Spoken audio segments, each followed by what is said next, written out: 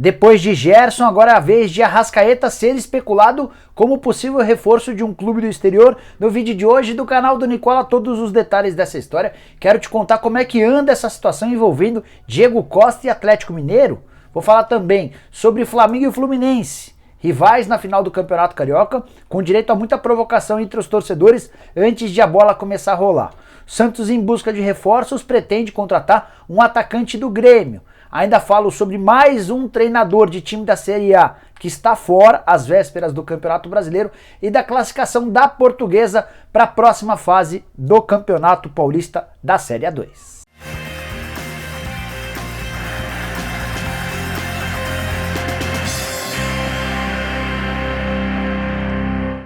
Fala aí pessoal, sou o Jorge Nicola, bem-vindos a mais um vídeo do canal, bem legal ter vocês por aqui. Antes de passar todas as informações, um só pedido, para você se inscrever no canal. Só apertar esse botãozinho vermelho de inscreva-se, não custa nada e você dá uma baita ajuda. Tem muita gente que assiste aos vídeos do canal do Nicola e não é inscrito, se inscreve aí, tenho certeza que você vai curtir, beleza? Bom, bora começar dizendo que esse vídeo é um oferecimento de 1xBet, casa de apostas que tem como parceiros Liverpool, Chelsea, entre vários outros clubes. Uma das coisas mais bacanas da 1xBet é a possibilidade de você apostar em absolutamente tudo. Imagina uma coisa, vai lá, tenho certeza que você vai encontrar gol de cabeça, gol antes dos 15 minutos, cartão amarelo, quantos gols esse determinado jogador vai fazer, enfim, são uma infinidade de possibilidades, aumentando suas chances de ganhar, basta escolher direitinho. Queria destacar alguns jogos super importantes do final de semana, todos na 1xBet. Nesse sábado, Flamengo e Fluminense e Flamengo começam a decidir o Campeonato Carioca e tá lá na 1xBet. Nesse domingo, primeira partida final do Campeonato Mineiro, América Mineiro e Atlético Mineiro. Tem também jogo no Rio Grande do Sul, Internacional e Grêmio, baita rivalidade, ótima oportunidade de você mostrar seus conhecimentos e faturar alto. Agora sim, bora começar falando a respeito da minha Portuguesa classificada para a fase de mata-mata do Campeonato Paulista da Série A2. Vitória por 3-0 contra o Audax na tarde desse sábado, na última rodada da fase de grupos. Os gols marcados por Rafael Luz no rebote do pênalti, Caio Mancha, jogador do Palmeiras de pênalti de cabeça, placar final Portuguesa 3, Audax 0, o Audax já não corria riscos, a Lusa, que era a nona colocada, conseguiu saltar para a 7ª posição e dessa maneira vai enfrentar no mata-mata o Água Santa. Primeiro jogo no Canindé, segunda partida na casa do Água Santa, 2 resultados iguais levam a decisão para pênaltis. Outros classificados no Paulista da Série A2, Oeste, primeiro colocado contra o 15 de Piracicaba, o 8º, Rio Claro, terceiro contra o Red Bull Brasil, o 6º, e Atibaia, quarto contra o São Bernardo, 5º. Uma curiosidade importante, o Red Bull Brasil não pode subir à primeira divisão exatamente pela participação, pela presença do Red Bull Bragantino. Dessa maneira, se o Red Bull Brasil, por exemplo, for à final do Campeonato Paulista da Série A2, é boa notícia para o terceiro colocado, que vai ter a oportunidade de subir mesmo sem estar na grande decisão. Bom, bora continuar falando a respeito de demissões ou saídas de treinador. Às vésperas do início do Campeonato Brasileiro, a gente deve ver bastante movimentação nesse sentido. E nesse sábado, o Atlético Goianiense comunicou de forma oficial a saída de Jorginho, com um pouco menos de 2 meses à frente do clube. E os números são bastante positivos do Jorginho.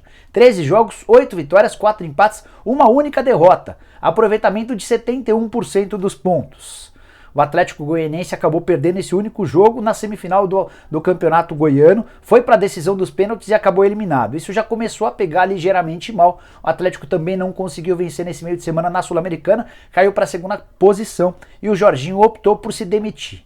Ele chegou a dar entrevista depois desse pedido de demissão, afirmando que divergências com as ideias do presidente do clube, o Adson Batista, acabaram determinando esse pedido de demissão. O Atlético Goianiense, que é adversário do Corinthians na 3ª fase da Copa do Brasil e tem pela frente na Sul-Americana o Libertad, que é justamente o líder do grupo.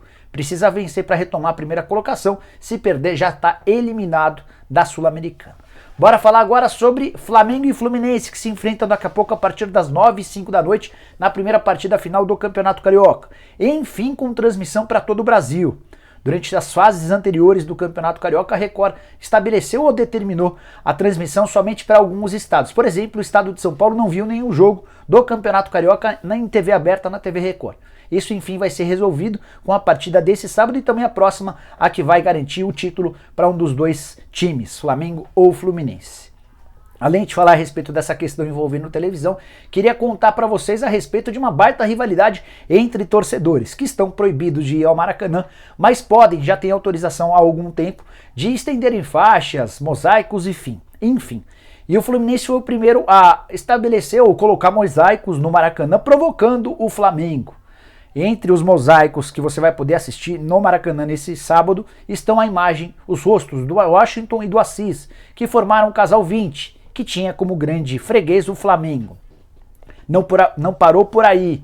Os torcedores do Fluminense ainda fizeram uma alusão ao título de 1995, o Campeonato Carioca, aquele do gol da barriga com o Renato Gaúcho.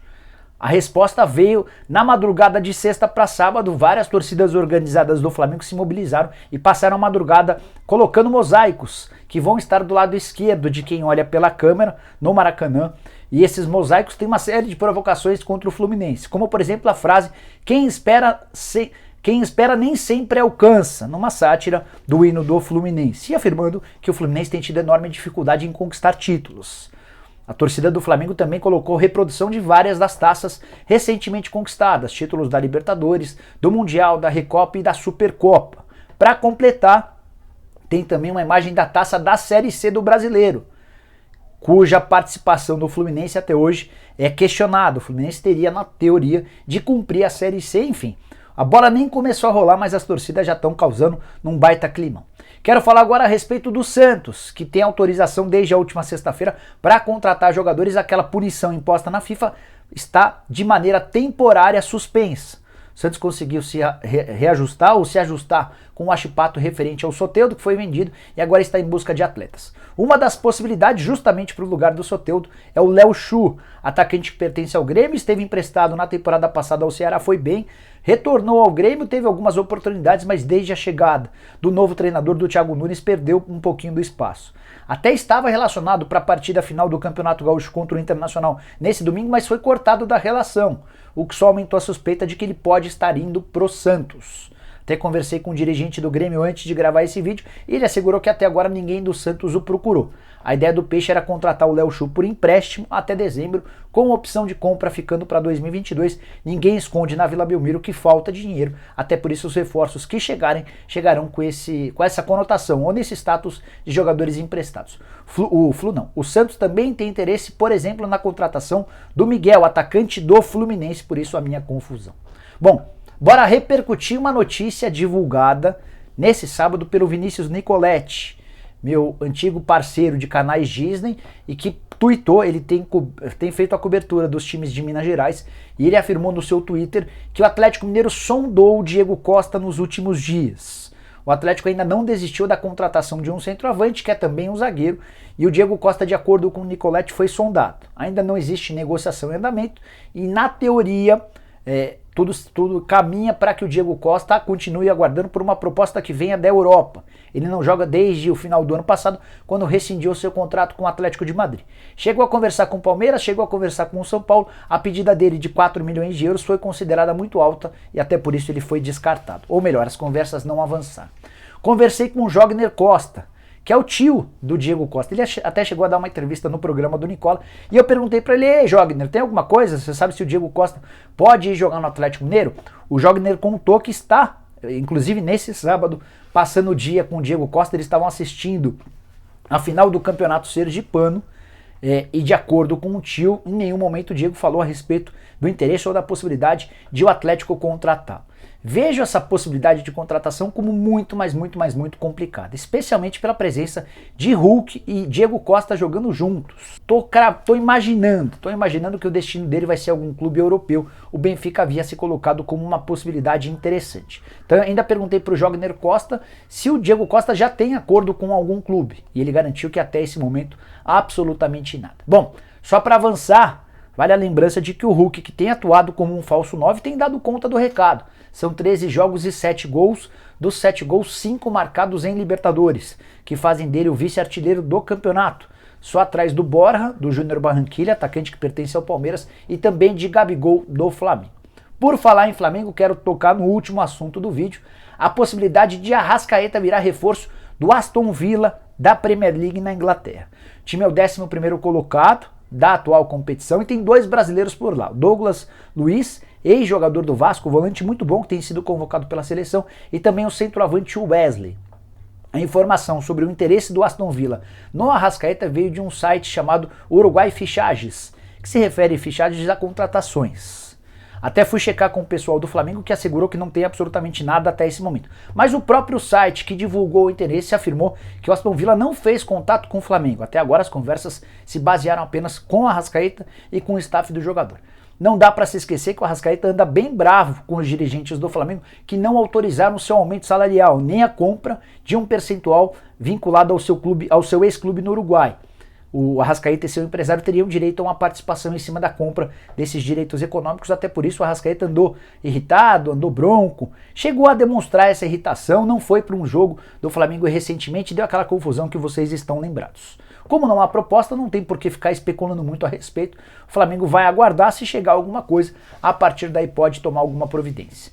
Só para completar, a publicação no Uruguai afirma que o Aston Villa deve fazer uma proposta mais para frente com a abertura da janela, e o Aston Villa pode não ser o único interessado na Inglaterra na contratação do Arrasca.